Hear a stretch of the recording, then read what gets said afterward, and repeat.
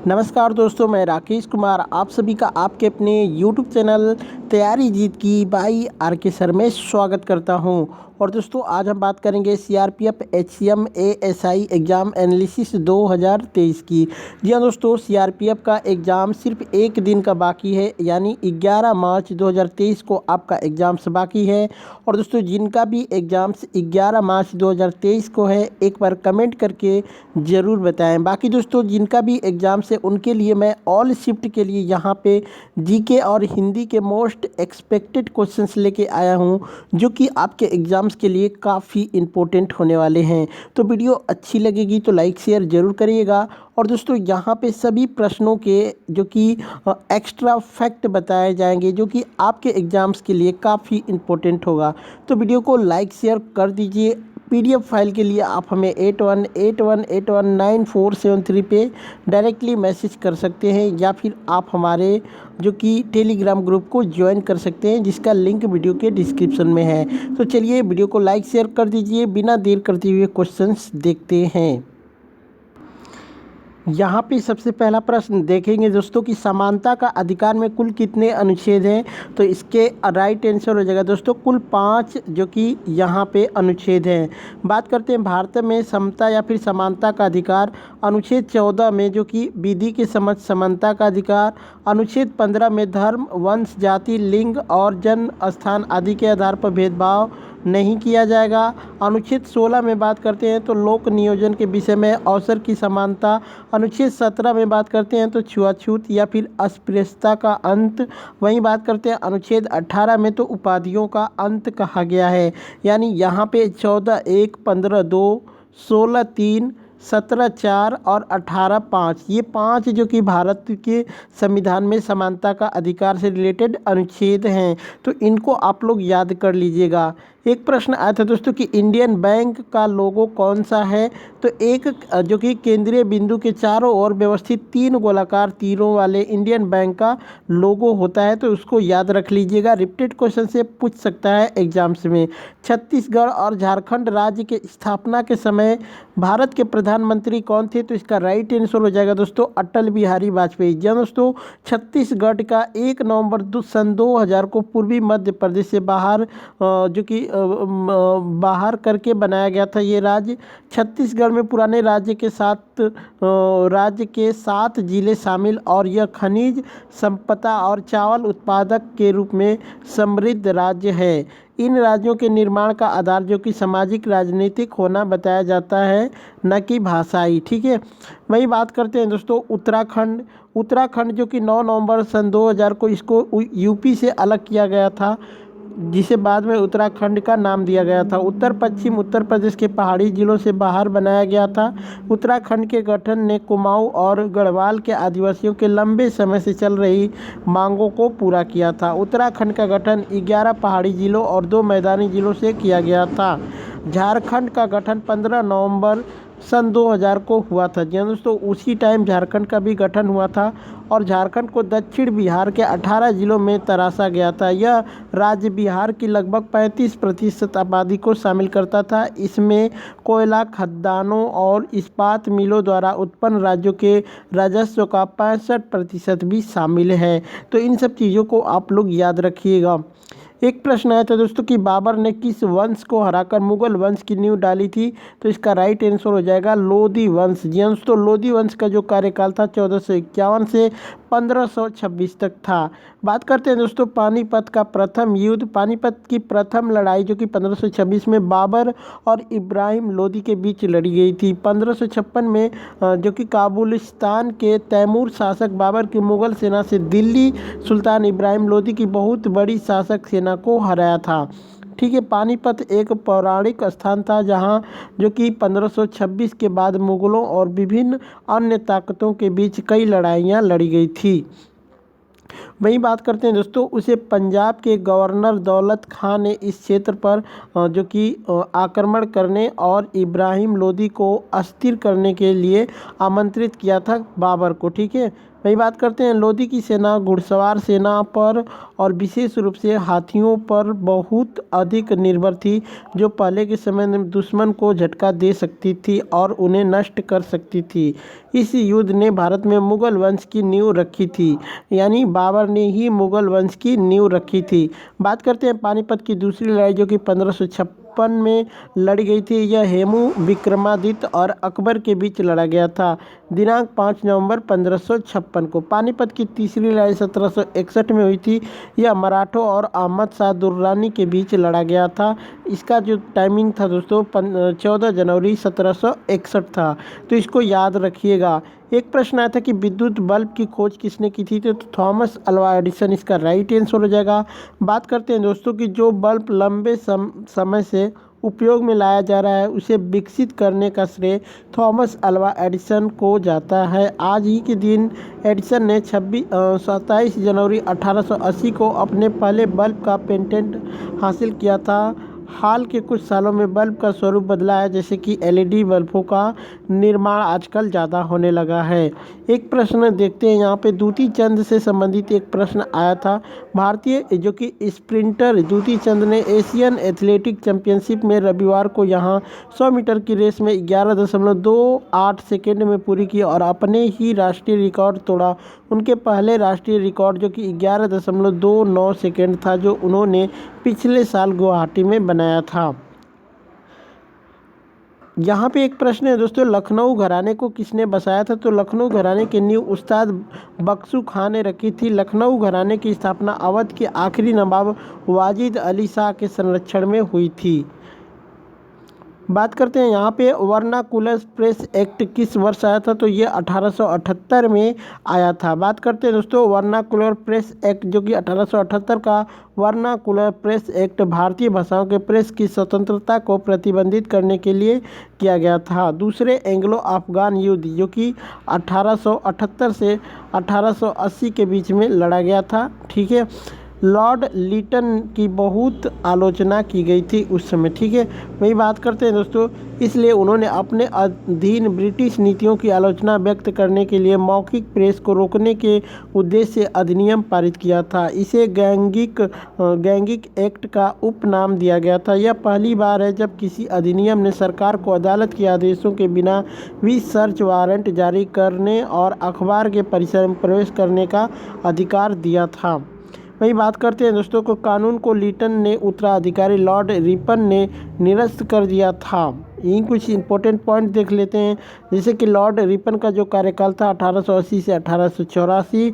Vernacular press act जो आया था 1882 का निरस्त किया गया था। पहला कारखाना अधिनियम जो कि 1881 में आया था। सर विलियम हंटर जो कि 1882 की अध्यक्षता में शिक्षा आयोग की नियुक्ति की थी। वही बात करते हैं दोस्तों, यहाँ पे स्थानीय स्व सरकार जो कि 1882 पर प्रस्ताव पारित हुआ था। लिबर्ट बिल विवाद जो कि 1883-84 में आया था। लॉर्ड लिटन 1886 से 1880 जो कि 1876 से 1878 के अकाल में मद्रास, बॉम्बे, मैसूर, हैदराबाद, मध्य भारत और पंजाब के कुछ हिस्सों को प्रभावित किया था। रिचर्ड स्ट्रैची, ठीक है, 1878 की अध्यक्षता में अकाल आयोग नियुक्त किया था। रॉयल टाइटल एक्ट जो कि 1876 क्वीन विक्टोरिया ने कैसर ए हिंद या फिर भारत की रानी महारानी की उपाधि धारण की थी। वही बात करते हैं दोस्तों, यहाँ पे जो कि 1878 में ही वर्नाकुलर प्रेस एक्ट और इसलिए आर्म एक्ट जो कि 1878 नियम किया गया था। दूसरा अफगान युद्ध भी 1878 से 1880 के बीच में हुआ था, तो इन सब चीज़ों को याद रखिएगा। सड़क दुर्घटनाओं में मौत की राशि 25,000 से बढ़ाकर कितना कर दिया गया है, तो इसको 1 लाख रुपया कर दिया गया है। ठीक है, बात करते हैं दोस्तों काबुली बाग मस्जिद कहाँ पर स्थित है, तो ये पानीपत हरियाणा में स्थित है। काबुली बाग मस्जिद पानीपत की एक मस्जिद है। 1526 में पानीपत की पहली लड़ाई में सुल्तान इब्राहिम लोदी पर अपनी जीत को अंकित करने के लिए सम्राट बाबर द्वारा 1527 में निर्मित किया गया था। इसको मस्जिद का नाम बाबर की पत्नी काबुली बेगम के नाम पर रखा गया था, जब पानीपत के पास बाबर के पुत्र हुमायूं ने शेर शाह सूरी के वंशजों को हराया था। ठीक है, हराया था। वही बात करते हैं, एक क्वेश्चन आया था हड़प्पा सभ्यता की सबसे बड़ी स्थल राखी गढ़ी किस राज्य में स्थित है, तो इसका राइट आंसर हो जाएगा दोस्तों हरियाणा। इससे रिलेटेड कुछ इंपॉर्टेंट फैक्ट बता देते हैं दोस्तों, जैसे कि हरियाणा में राखी गढ़ी भारतीय उपमहाद्वीप में सबसे बड़ा हड़प्पा स्थल है। राखी गढ़ी में इसकी शुरुआत जो कि 6000 ईसा पूर्व से पूर्व हड़प्पा चरण से इसके क्रमिक विकास का अध्ययन करने के लिए खुदाई की गई थी। इस स्थल की खुदाई जो कि भारतीय पुरातत्व विभाग के अमरेंद्र नाथ ने की थी। स्थल को प्राप्त प्रमुख निष्कर्ष जो कि थे, परिपक्व हड़प्पा चरण एक नियोजित उपनगर द्वारा दर्शाया गया है, जिसमें मिट्टी की ईंट के साथ साथ एक उचित जल निकासी वाले जले हुए ईंटों के घर हैं। ठीक है, वही बात करते हैं दोस्तों, इस स्थल से प्राप्त एक महत्वपूर्ण खोज एक बेलनाकार मुहर है, जिसमें एक तरफ हड़प्पा के 5 पात्र बने हैं और दूसरी ओर एक मगरमच्छ बना हुआ है। हाल ही में राखी गढ़ी में हड़प्पा कब्रिस्तान से मिले कंकाल के डीएनए के अध्ययन में पाया गया कि हड़प्पा सभ्यता के लोगों का एक स्वतंत्र मूल था। भारतीय उपमहाद्वीप पर हड़प्पा सभ्यता के अन्य बड़े नगर जैसे कि हड़प्पा, मोहनजोदड़ो पाकिस्तान में है, गढ़वेरीवाला और भारत के गुजरात में धौलावीरा शामिल है। वही बात करते हैं दोस्तों, तो हड़प्पा सभ्यता को सिंधु घाटी सभ्यता के नाम से भी जाना जाता है। इसे 2500 ईसा पूर्व दक्षिण एशिया के पश्चिमी हिस्से यानी समकालीन पाकिस्तान और पश्चिमी भारत में पाया गया था। सिंधु घाटी 4 सबसे बड़ी सभ्यताओं जो कि मिस्र, मेसोपोटामिया, भारत और चीन का जो कि निवास स्थान थी। राजस्थान में कालीबंगन सिंधु घाटी सभ्यता की प्रमुख प्रांतीय राजधानी थी। लोथल सिंधु घाटी सभ्यता के कई खंडहरों की खोज के लिए प्रसिद्ध हो गई है। लोथल जो कि साबरमती नदी और उसकी सहायक नदी भोगाओ के बीच में स्थित है। एक प्रश्न आया था दोस्तों यहाँ पे कि जनगणना 2011 के अनुसार 0 से 6 वर्ष के बच्चों की संख्या कितने प्रतिशत थी, तो इसका राइट आंसर हो जाएगा 13.59%। जी हाँ दोस्तों, यहाँ पे बात करते हैं तो 5,48,169 बाल जनसंख्या के साथ उत्तर प्रदेश भारत में सबसे अधिक जो कि शहरी बाल जनसंख्या वाला राज्य है। उत्तर प्रदेश में हर 2 बच्चों में से 1 बच्चा दंग रह जाता है। उत्तर प्रदेश में हर साल राज्य के करीब जो कि यहाँ पे 3,80,000 बच्चे कुपोषण के शिकार हो जाते हैं, डायरिया आदि के शिकार होकर 5 साल की कम उम्र से पहले ही मर जाते हैं। वही बात करते हैं दोस्तों यहाँ पे कि 2011 के जनगणना के अनुसार 0 से 6 वर्ष आयु के वर्ग के बच्चों जो कि 16.45 करोड़ बच्चे और 0 से 14 वर्ष के आयु के बच्चे जो कि 37.24 करोड़ बच्चे जो भारत की कुल जनसंख्या का क्रमशः 13.59% और 30.76% हैं। भारत में 74% बच्चे जनसंख्या जो कि 0 से 6 वर्ष ग्रामीण क्षेत्रों में रहते हैं। शीर्ष जो कि 5 शहरी बाल जनसंख्या दर वाले राज्य हैं उसमें उत्तर प्रदेश, महाराष्ट्र, तमिलनाडु, गुजरात और आंध्र प्रदेश शामिल है। ठीक है, बात करते हैं दोस्तों उत्तर प्रदेश की जो टोटल जो है जिसमें 5,48,169 है। महाराष्ट्र की जनसंख्या जो कि 5,40,000 यहाँ पे 54 लाख। ठीक है,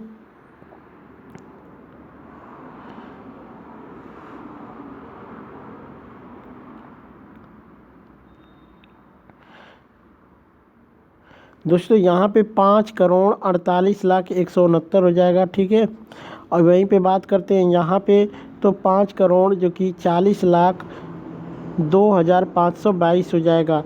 तमिलनाडु की बात करते हैं तो 3,24,03,24,03,269 हो जाएगा। वहीं बात करते हैं गुजरात की तो 2,08,17,927 हो जाएगा। वहीं बात करते हैं आंध्र प्रदेश की तो 2,79,0402 हो जाएगा। ठीक है, चलिए एक प्रश्न आया था दोस्तों कि लिंग, जाति और भेदभाव क्या है, तो ये समानता का अधिकार है दोस्तों। अनुच्छेद 15(1) में राज्य किसी नागरिक के विरुद्ध केवल धर्म, मूल, जाति, लिंग, जन्म स्थान अथवा इनमें से किसी के आधार पर कोई भेदभाव नहीं करेगा, ये बात कही गई है। छऊ नृत्य को जो कि अमूर्त सांस्कृतिक विरासत की यूनेस्को की सूची में कब जोड़ा गया था, तो इसका राइट आंसर हो जाएगा 2010 में इसको जोड़ा गया था। बात करते हैं यूनेस्को जो कि संयुक्त राष्ट्र शैक्षिक, वैज्ञानिक और सांस्कृतिक संगठन है। 3 भारतीय प्रदर्शन कला रूपों जो कि मुंडियट्टू केरल का एक रस्मी रंगमंच, छऊ नृत्य और पूर्वी भारत की एक परंपरा और कालबेलिया लोकगीत और राजस्थान के नृत्यों का मानवता की अपूर्व सांस्कृतिक विरासत की प्रतिनिधि सूची में वर्णन करता है। विश्व धरोहर सूची की विरासत यह वार्षिक सूची जो कि स्मारकों और प्राकृतिक स्थल पर केंद्रित उत्कृष्ट मूल्य के प्रदर्शन कला रूपों पर प्रकाश डालती है और समर्थन की कमी के कारण संकट में इसको बोला गया है। कालबेलिया नृत्य की बात करते हैं, इसको भी जो कि यूनेस्को में जोड़ा गया है। यह भारत के राजस्थान राज्य का एक लोक नृत्य है। इसे सफेरा डांस या फिर स्नेक चार्मर डांस के नाम से भी जाना जाता है। यह मुख्य रूप से एक राजधानी जो कि राजस्थानी जनजाति द्वारा किया जाता है, जिसे कि कालबेलिया कहा जाता है। यह वर्ष 2010 से यूनेस्को की अमूर्त सांस्कृतिक विरासत मानवता की प्रतिनिधि सूची के तहत सूचीबद्ध किया गया है। वहीं बात करते हैं दोस्तों जो कि मुंडियट्टू को, तो मुंडियट्टू यह केरल में गर्मियों की फसलों की कटाई के बाद प्रतिवर्ष किया जाने वाला अनुष्ठान नृत्य नाटिका है जो 250 वर्षों से अधिक पुरानी है। इस कला रूप में फर्श पर विस्तृत चित्र, रेखा नट, फ्रॉन्ड से बने मुखौटे और ड्रम बजाना शामिल है, जिसका कभी अच्छी तरह से संरक्षण किया गया था। अब बात करते हैं अब नियमित जो कि कलाकारों के केवल 3 पारंपरिक परिवार ही इसमें बची हुई है। बात करते हैं दोस्तों छऊ नृत्य, जो कि छऊ नृत्य या उड़ीसा, झारखंड और पश्चिम बंगाल के आदिवासी भागों में प्रचलित मुखौटे और नकली युद्ध गति के लिए जाना जाता है। क्षेत्र के आर्थिक पिछड़ेपन संगीत नाटक अकादमी द्वारा एक व्यापक सर्वेक्षण से पता चला कि छऊ के कलाकारों और उनकी कला पर जो कि नकारात्मक प्रभाव पड़ा है। ठीक है, इसी तरह राजस्थान के सफेरा कालबेलिया समुदाय भी प्रभावित है।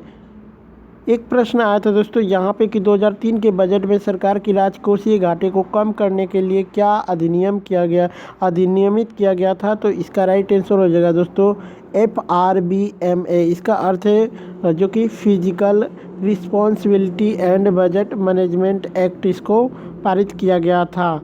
बात करते हैं दोस्तों FRBMA अधिनियम का उद्देश्य भारत की वित्तीय प्रबंधन प्रणाली में पारदर्शिता लाना था। वहीं बात करते हैं दोस्तों तो इस अधिनियम का दीर्घकालिक उद्देश्य भारत के लिए राजकोषीय स्थिरता प्राप्त करना और भारत में मुद्रास्फीति से निपटने के लिए RBI को लचीलापन देना था।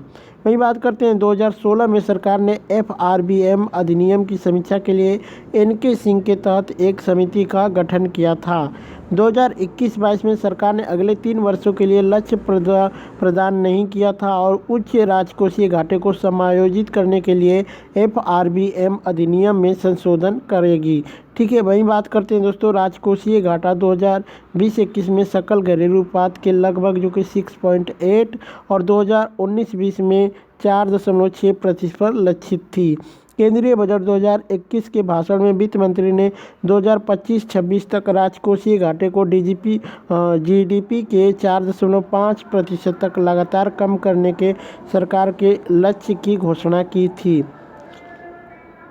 बात करते हैं दोस्तों FRBM अधिनियम की, तो इसे अगस्त 2003 में अधिनियमित किया गया था। इसका उद्देश्य केंद्र सरकार को राजकोषीय प्रबंधन और दीर्घकालिक मैक्रो आर्थिक स्थिरता में अंतर पीढ़ीगत इक्विटी सुनिश्चित करने के लिए जिम्मेदार बनाना था।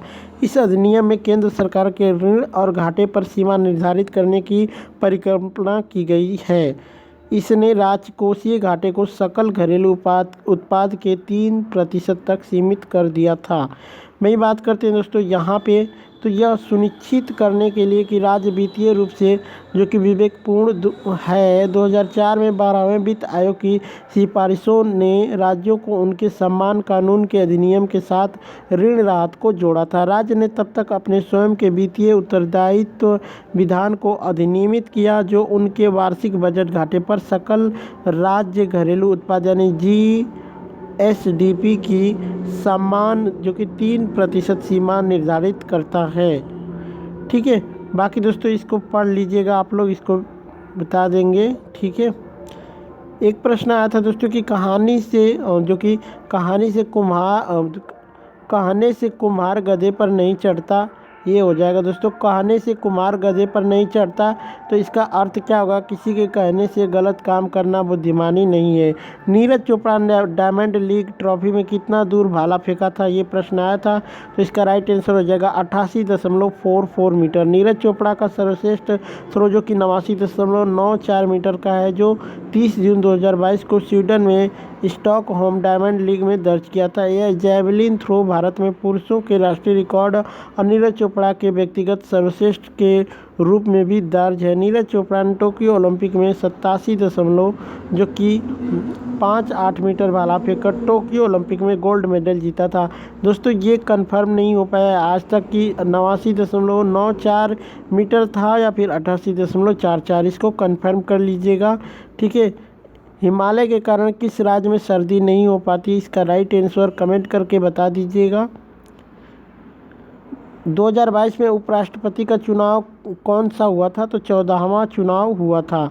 ठीक है, तो दोस्तों ये सब प्रश्न आप लोग याद कीजिएगा। बाकी वीडियो कैसी लगी कमेंट करके ज़रूर बताइएगा। चलिए चलते मिलते हैं नेक्स्ट वीडियो में, तब तक के लिए जय हिंद, जय भारत।